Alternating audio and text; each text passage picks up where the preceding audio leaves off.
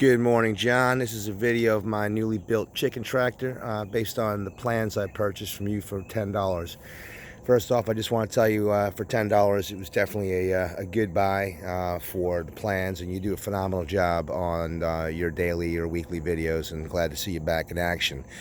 I do have one small complaint, and that is that although the plans I did purchase for $10 were chock full of information, they definitely fell short on some significant details, and quite honestly, for the $10 I'd rather have spent $50 and not spent at least 3 hours rewatching your videos for final assembly. And again, I'm appreciative of the price, but I think you really fell short in the details on assembly. It certainly cost me way more time in labor than the $10 I spent on plans, trying to figure out what the hell to do next once I made all the cuts and it was time to assemble it. Quite frustrating, and I'm sure you could agree, if you take your yearly salary and divide it by 40 hours a week, you come up with a number of what your time is worth. And I'll tell you right now that this chicken tractor cost me $1,000 in labor. Here's the real deal though, guys. Anybody who buys the plans, one thing John doesn't tell you is does the wood go in the front or the back, right? Now initially I had this piece of wood on the front, so you could see where it was glued and whatnot. I had to break it off because the glue had already dried. The video doesn't tell you how those joints are put together, so it's guesswork. You got to figure out, does that door fit on the inside or the outside, and so on and so forth. So for the sake of anybody else watching this video, I'm going to go through all the joints so you know how to assemble it if you do buy it. Okay, you've got that 2x4 goes to the back. This here is where you notch it out, and that's where your door frame goes in, notch and a notch. And again, for the front corner, you got wood to wood, and then in the back it comes up, and then it all goes around that way, okay?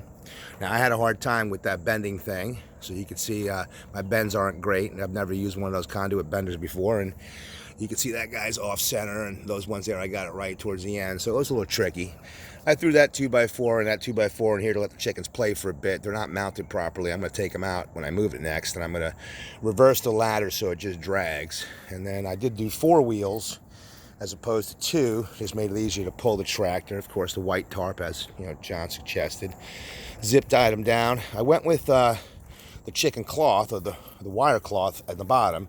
Easy to work with, and as John tells you in his book, chicken wire will be the death of you, and I paid for it in blood. For the next tractor, I will not use chicken wire. I will use deer wire, or that yellow construction type stuff. Considering the majority of the chicken tractors covered in white tarp anyway, I don't see any point in wrestling with chicken wire again. Now, John does talk a bit in his book about predators and whatnot, and we don't have too many here. We got a couple coyotes around. We also have a donkey, 2 cows, and pretty safe and secure. You can see this chicken here. He likes his perch already. All right, these are our pet chickens, not our broilers. I just wanted to test this out, move it around before I did purchase the broilers. Sooner than later, I will have 4, 5, maybe even 10 of these things and rotate the broilers out.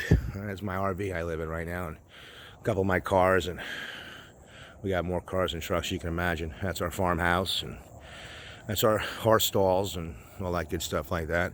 But anyways, long story short, John, thank you for the very comprehensive book you wrote. But honestly, you need to get somebody who hasn't built a chicken tractor to build it with you while you watch, but don't coach. Secondly, there's a bunch of mistakes in that book. You're missing like a letter, right? I mean, for instance, you got A, B, C, D, F. Like, where's E? I spent 10 minutes reading your manual trying to find out where E was.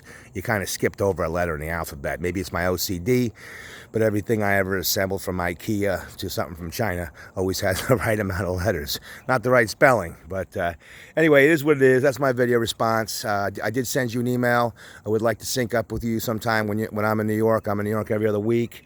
I wanted to talk to you about chickens and cannabis. I do have a cannabis farm out west, and that's all I got. Good morning, guys. And again, John, just some positive feedback. Positive, what's the word for that?